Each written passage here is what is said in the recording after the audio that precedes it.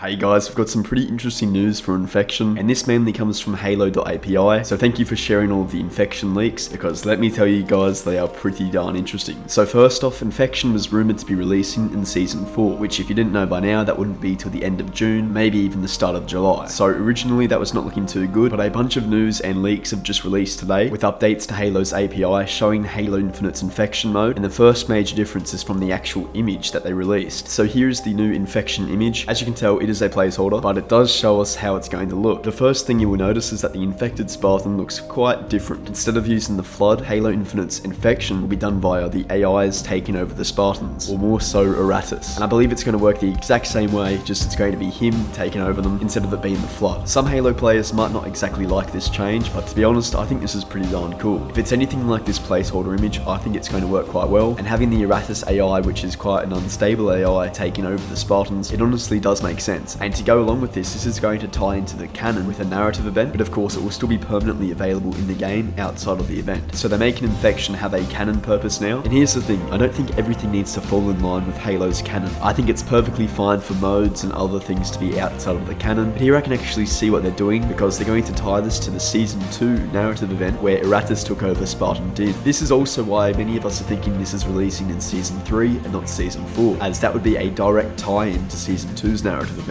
So I'm pretty intrigued to see how it's all going to play out. As long as it plays the same as original Infection, I will be very, very happy. So one big thing I want to point to is that Halo Infinite's API was updated, and there were several changes to the Infection mode. Now this usually happens when 343 are getting a mode ready to be released, so there is a very good chance we see Infection released in Season 3 with the narrative event. I do want to say that 343 said last year that if something is close to being finished, they will still release it, so instead of waiting until they've perfected it fully, they will now release content if it's at a 90% mark. So I have a very funny feeling Infection is at that 90% mark, and that they're going to release it in Season 3 with the narrative event. It really does make a lot of sense, and if we were to get that in Season 3, I would be over the moon. I'm very curious to get your thoughts on the Infection changes down below. Make sure to drop a sub if you enjoyed the video, or just want to see more Halo content from me. And with that said guys, have a great rest of your weekend, and I'll see you on the next video. Have a good one.